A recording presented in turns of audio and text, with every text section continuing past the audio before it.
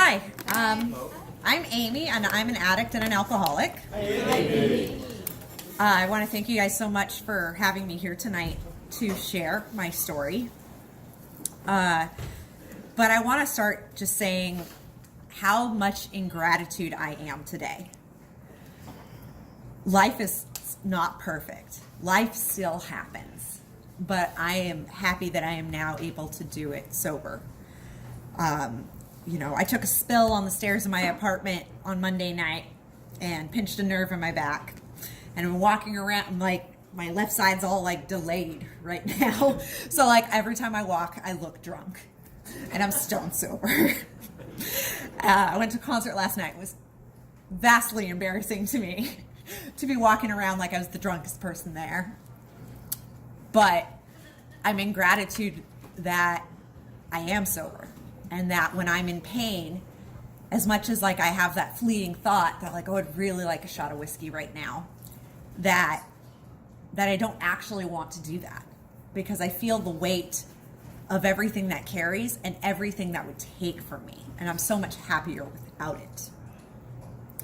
I'm in gratitude that the people in my life are so supportive and proud of the journey that I've taken, that they can joke around with me about it.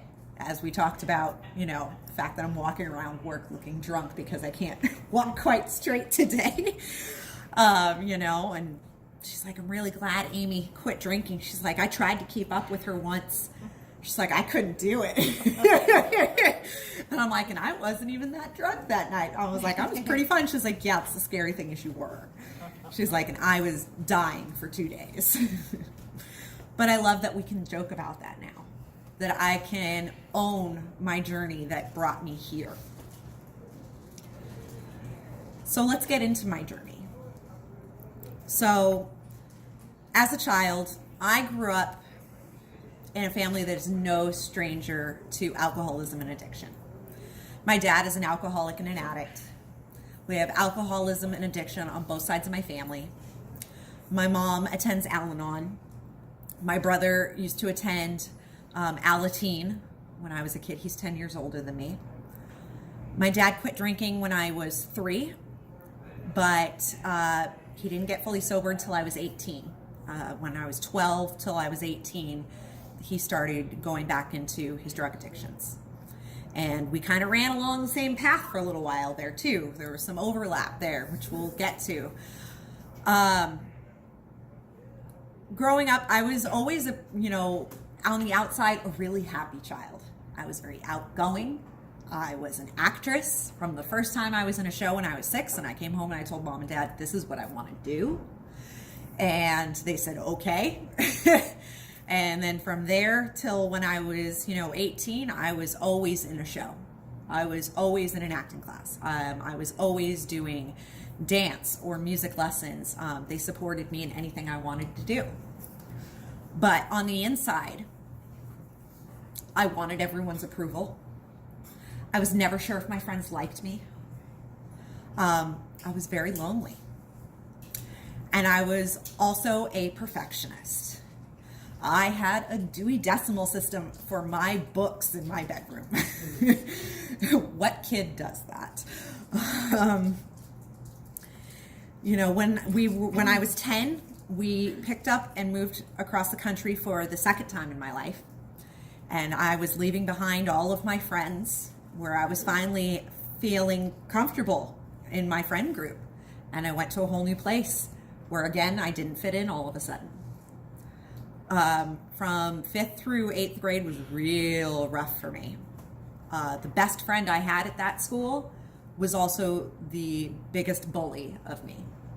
I'm a redhead, and she did this one thing that I think just really kind of captures like this destructive friendship I was in.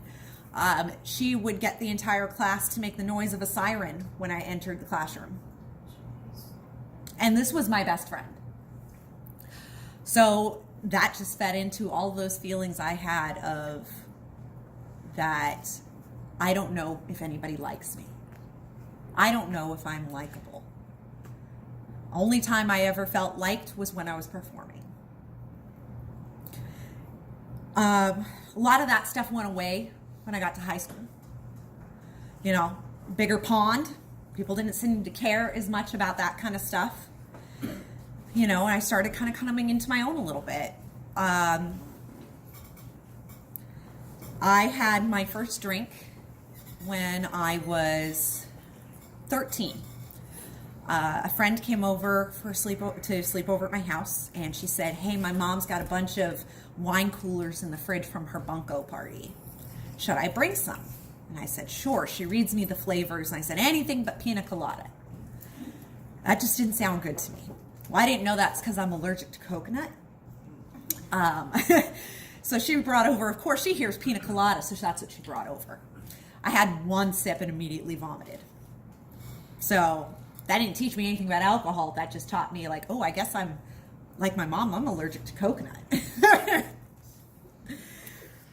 So I didn't have a drink again until I was 16 years old. When I was 16, I went to a house party that a friend was having, and that is where I met Samantha. I had always kind of been attracted to girls, but meeting Samantha, that was when I found out that I was for sure bisexual. From the moment I met her, I thought she was perfect. I wanted to be around her. I wanted to be close to her. That night, she and I spent the entire time in the kitchen drinking. I drank a bottle and a half of cheap vodka, one of those big plastic jugs of Popov. And then when I was really good and drunk, good and buzzed, I wasn't even drunk yet, which tells you how much of an alcoholic I already was. Then I was able to move on to beer, and I had 2 or 3 beers, and then I was drunk, and then I was puking. Samantha liked me. We made plans to meet up the next day. And within a week, I tried ecstasy for the first time. A week after that, I smoked weed for the first time. I was already smoking cigarettes. I'd been stealing cigarettes from the grocery store since I was 13 and hiding them under the porch outside of my bedroom, and smoking them in the middle of the night. Even though they tasted disgusting, for some reason I really wanted to do that. And within that first 6 months, I had tried just about everything under the sun except for heroin. I did cocaine, I did acid, I did mushrooms, I did ketamine, I did a whole bunch of the designer drugs that were going around, like 2CI, 10-TCB. And from there, my life started to spiral. Especially one night we went to go buy ecstasy, me and a friend, and he's like, "I don't have any ecstasy, but I have meth. Would you like to try it?" And so he lined up some meth on a piece of tinfoil, and he lit the tinfoil, and we freebased it. And from that moment on, I had found my DOC. I did meth until January of 2005. The first time I was arrested, it was because I was caught on video smoking meth in my car in the parking lot of an Indian casino. It was about 2 weeks before I was supposed to start my freshman year at UC Santa Cruz. And I was with, my boyfriend at the time, and, my best friend, and, the guy she was dating, and then another one of their friends. And these are all people that only did meth when they were with me. They were kind of more, they weren't addicts. They were kind of like, we'll party, whatever's on the table being offered, we'll do, because we can party all weekend and then not touch it when we're done. And so I convinced the cops that I was the only one you can see clearly on the video. So that way I was the only one who went to jail. I was looking at a mandatory felony because it was federal land. They took a look at my record, though, and they saw a good Catholic girl with a good record and with, just a car accident or two. And they took mercy on me and they dropped the felony down to a misdemeanor and let me do a drug class for 6 months. So I didn't have to start the drug class right away, though. So the whole reason we'd been out at the Indian Casino was because my roommate in college was one of my other really close friends. He was going to be a sophomore at UC Santa Cruz. And he was not eligible for financial aid. And he could not afford to pay for school and pay for housing. So since I was going to UC Santa Cruz, my parents had offered to pay for an apartment for us. So that way he could just focus on paying for school. Because that's the kind of people my parents were.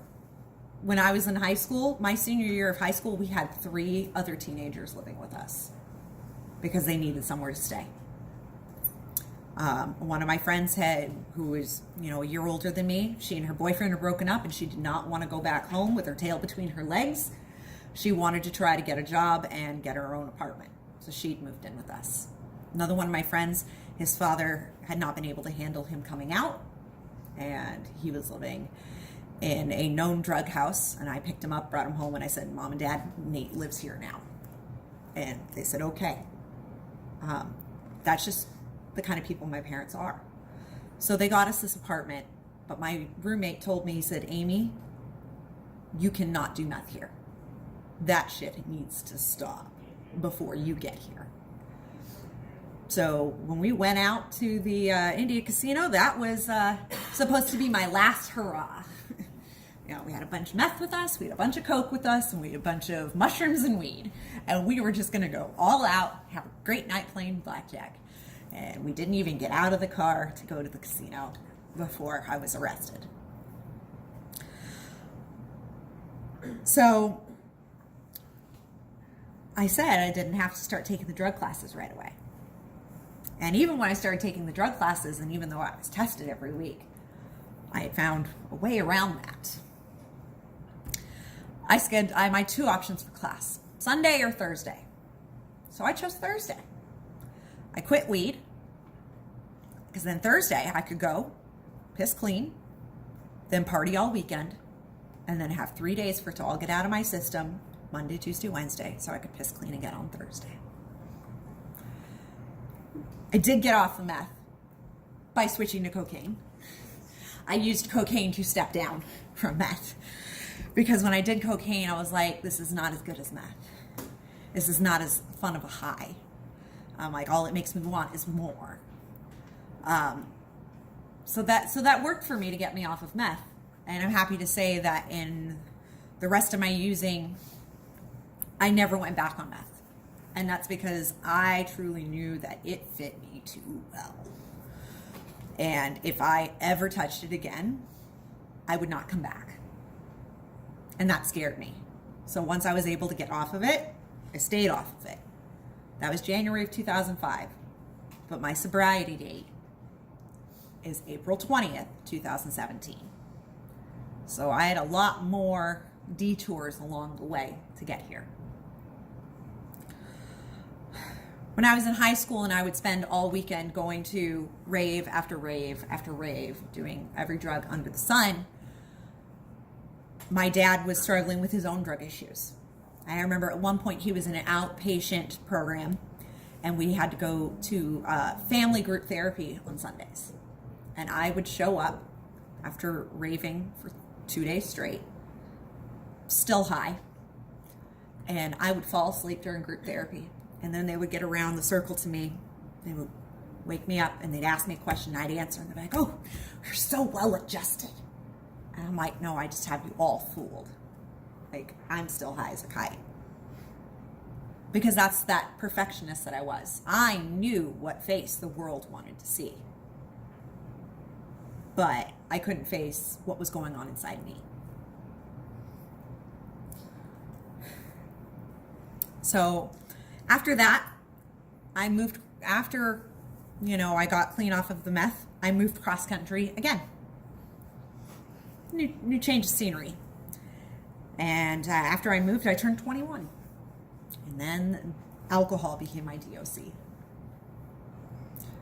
And alcohol is what eventually ended up bringing me down to my knees and into the rooms. there were a lot of times that I wish I could say that they were my rock bottom.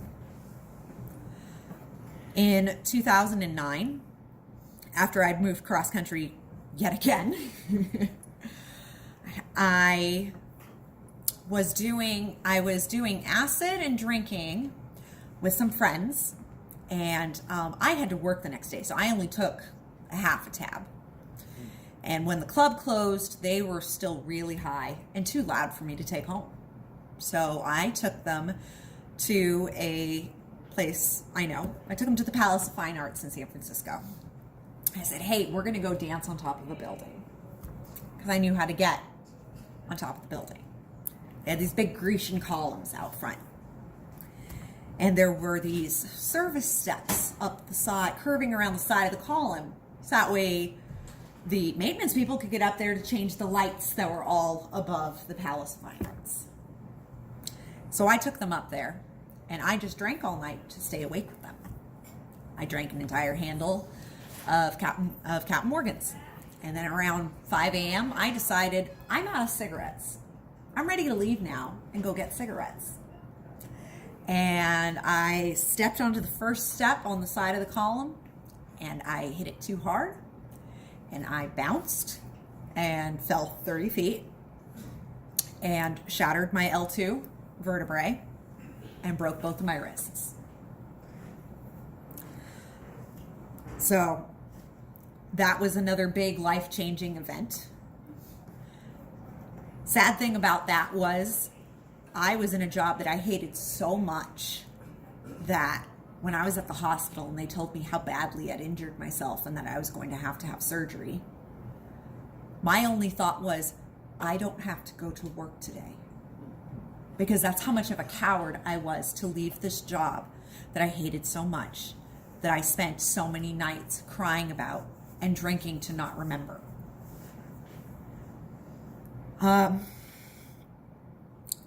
After that, I changed my life in a lot of ways.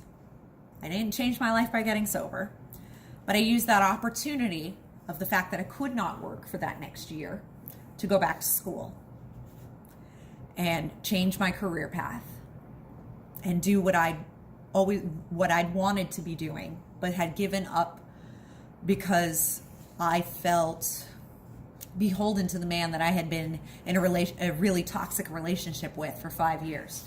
He was with me when I got clean off of the meth, and so I attributed my sobriety to him, even though I wasn't sober, but sober off of meth. And I had given up a lot of my dreams during the time I was with him. And so I used this as an opportunity to go back to school. And I did, and I graduated with 2 degrees, and I moved down to Los Angeles to pursue a career behind the scenes in film. And then I found myself working for another boss who made me hate what I did, who I would go home and it would take me 3 drinks to feel like me again after the beat down of the day. Remember, I don't think anybody actually likes me. And that even if someone tells me I'm doing a good job, on the other hand, they're telling me that I'm horrible and I'm useless. And that I don't know what I'm doing.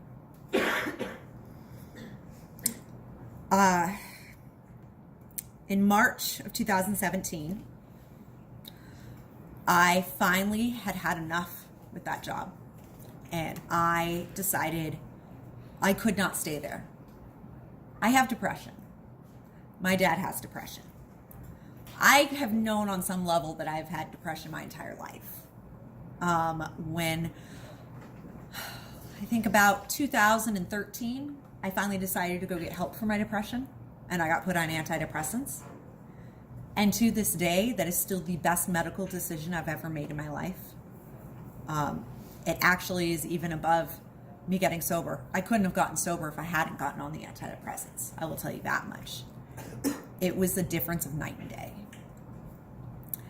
And now the difference with me being sober, it's even better, because those dramatic shifts in my depression are less, because I'm not adding on to it by trying to self-medicate with a depressant, because that makes sense. If you want to feel better when you're depressed, have a depressant. That'll work. Didn't work.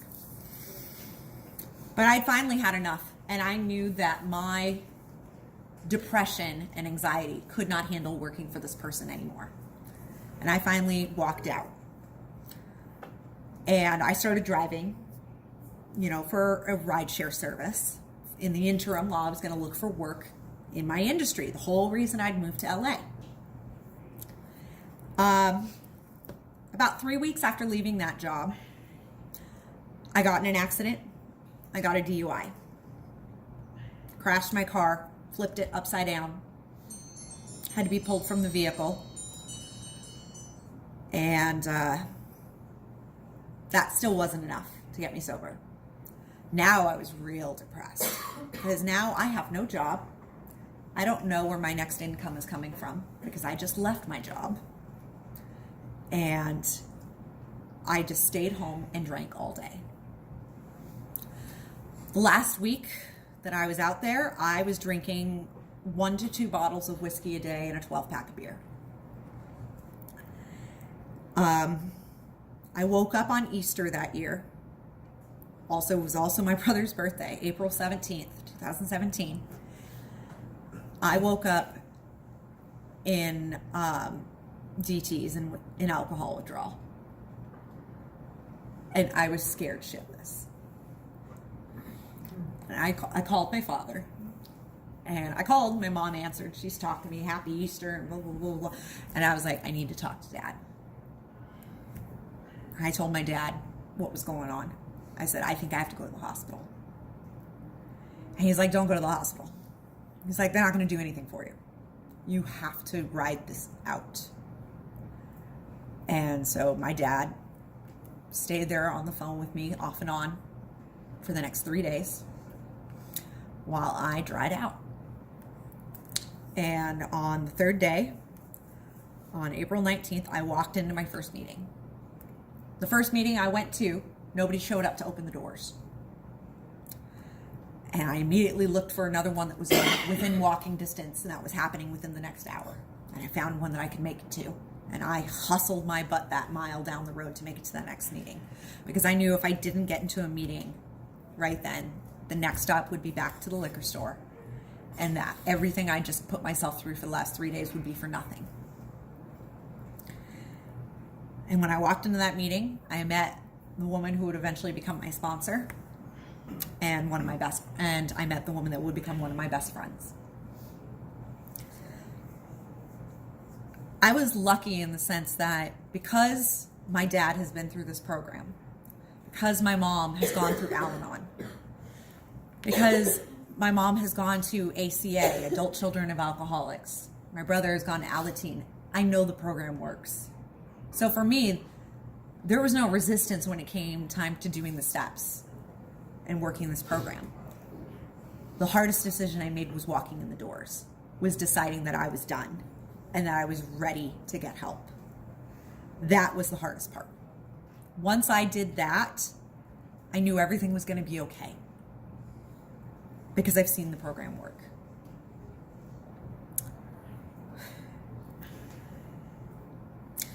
Now, that doesn't mean I didn't fight my sponsor, probably every step of the way.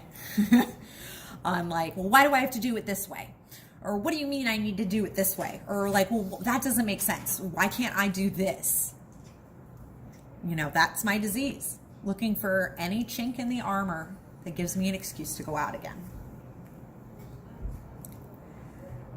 But she stuck with me, and I stuck with her, and I stuck with the program. Now, when I go to visit my parents, my dad and I go to meetings together. My mom and I go to Al-Anon meetings together.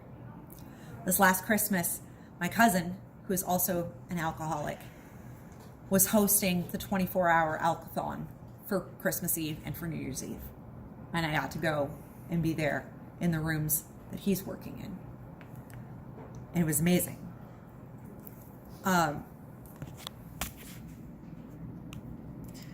I said before that my dad and my stories ran kind of parallel for a while and crossed paths. And it's embarrassing to look back at it. When I was heavy into my drug usage in my teen years, and my dad was heavy into heroin, we both knew that the other one was doing it. And we had this very much like, don't talk about it and don't tell mom. I'll never forget one morning, my boyfriend and one of my friends came over. I was grounded, and so they came over to my house because I couldn't go to the rave. They snuck in my window, and we were smoking meth in my bedroom all night long. And my dad was high on heroin in the next room.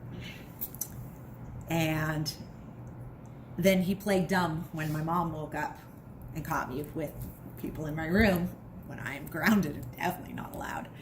And my response to that was to then walk into my dad's office and show my mom where his heroin was.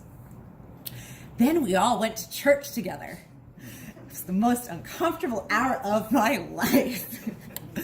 And the reason it was uncomfortable was not because I was worried about how much trouble I was in, was because I was so guilty over what we were putting my mom through. How hard this was for her.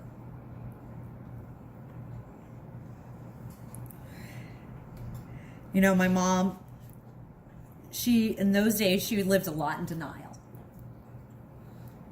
Didn't want to face things. But then she also taught me a lot of lessons that she learned in Al-Anon. So before I got sober, I had a friend who ended up dying from this disease. And, you know, I would call my mom, drunk and upset about how she was not working on being sober, how this was going to kill her as I'm drinking, of course, and in my own addiction. And, you know, she would teach me, she's like, you've got to learn detachment from the person. And she's like, it's detachment from the situation. It's not really detachment from the person. You still love her, but she's the captain of her own ship. And that is a lesson that has really helped me as a sponsor. Is that we cannot take personal responsibility for anybody's journey but our own. And when I came into these rooms, I was finally ready to take personal responsibility for my journey and for the damage that I had done to those around me. And for the damage that I had done to myself.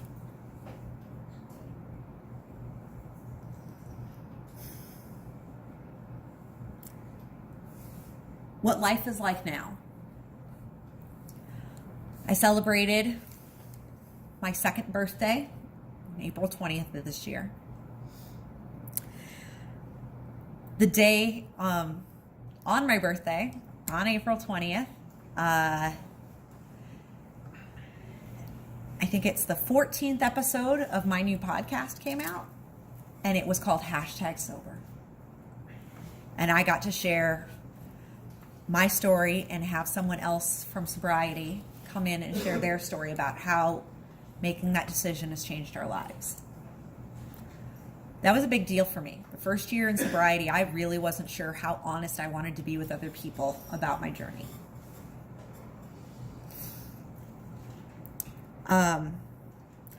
Right after I'd had that car accident, got that DUI, the people I'd been out partying with that night were friends of mine who work in the film industry. The woman was actually one of my clients at my previous job. And they knew that they were so proud that I'd left that job to pursue film. And so when I wrecked my car and could only, couldn't do do a driving service anymore, they offered me a position as one of their nannies of their 3 autistic teenagers. So I started with them before I got sober, like 2 days a week. And then I have been with them ever since. Whenever I'm not on set, I'm with those kids. And that's the boss that mentioned about how glad she is that I've gotten sober. That even when I was at my lowest, this person trusted me with the 3 most precious things to her in the world. That told me that people believe in me. The only person who doesn't believe in me was me. The tools that I have learned in this program have helped me to learn to believe in me. I have learned boundaries. I have learned how to tell people, no, I can't do that.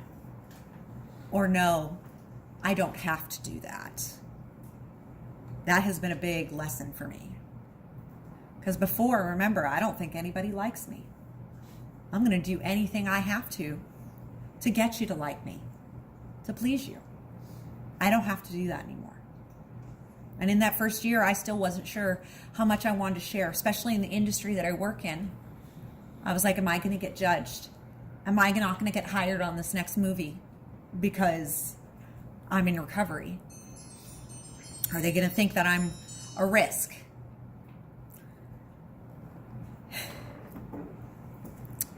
And when I celebrated my 2-year and that podcast episode came out, that was me finally being ready to be like, you know what? I don't have any more secrets. I'm proud of who I am. I'm proud of the journey that got me here. And I'm proud of the person I am in sobriety. And I don't want to hide that. I don't want to hide who I am. And I don't want to hide who I've been on this journey, because that's all how I got here. Now I have the tools to handle the things I couldn't handle before. The things that made me run for drugs or alcohol, to try to be accepted. And in early sobriety, my higher power sent me challenge after challenge. Learning how to take care of 3 autistic teenagers, it will really teach you patience.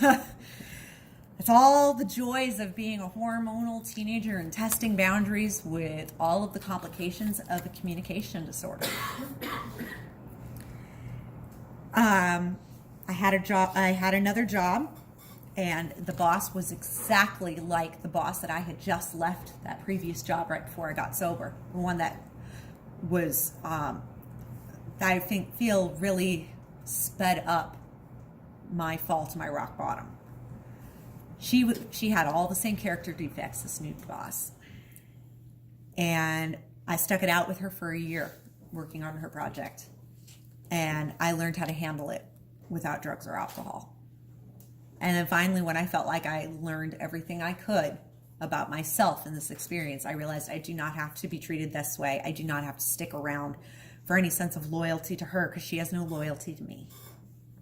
I finally let that job go. But she and I are still on good terms, because I didn't flip out. I didn't run. I didn't try to lie to her. I did the best job that I could do, just like I worked this program to the best of my ability. And these challenges have all shown me that I can do this sober. And that people like me for who I am, not for what I do. And that if somebody doesn't like me for who I am, it does not mean I am not a good person. It just means they're not for me. And that's okay. Not everybody has to like you. I still own all of my character defects. My spiritual awakening came in step 7, where I realized I can ask my higher power to remove all of this from me. The idea never crossed my mind. That I'm like, I can just ask for these feelings to go away? I mean, you've got to be kidding me. That was freeing. Now, that does not mean I don't still have these character defects. They crop up from time to time. But now I know to recognize them. Now I can cut myself off at the pass before I do something that will lead me back to the person I used to be, to the person who doesn't know how to handle things in a healthy way, to a person who is scared of what the world thinks of her. And instead, now I can take my time, step back, and use the tools from this program to handle it. Now, like I said at the beginning, life still happens. I still flip out on people sometimes. One of the people I work for is my grant sponsor. And his character defects drive me nuts. And my character defects will come out in response. But he's in this program, and he works this program every day. And so then when I come back and say, I'm sorry, that was selfish of me. You did not deserve to be spoken to that way. He forgives me, and we move on, because we're both just trying to be the best person that we can be and to work this program to the best of our ability. I now have the opportunity to sponsor. I have 4 sponsees in different parts of the country. And it's so amazing to watch them on their journey. But I always have to remember, their journey is not my journey. Everybody's journey looks different. All I can do is give them the tools. And they have to do it when they're ready. And sometimes people aren't ready, because I wasn't ready for 32 years. But it's such a blessing to be able to offer the support that I was offered when I came in these rooms. To be there for them and know that they don't have to worry about what other people think about them. They only have to worry about their relationship to their higher power and trying to do the best job that they can on this earth. And that starts with doing the best, working this program to the best of your ability, so we can live happy, joyous, and free. My life has changed drastically in these last 2 years, and it's only getting better. And things that used to send me into pitfalls of depression, I take in stride now. And I never thought that I would be able to do that. The little girl that was always scared of what people thought and pretended to be this calm, confident person now actually is calm and confident, because I know that I'm doing the best that I can, and I'm working the tools to make sure that I can stay sober and be of better use to everyone in my life and reach my full potential. And I cannot wait to see what the future holds for me. And I hope that you all got something from hearing my story, and I hope you leave wondering what the future holds for you, and that it fills you with hope, not with fear or despair. Because it doesn't matter what anybody else thinks about you. It matters what you think about you. Thank you for letting me share.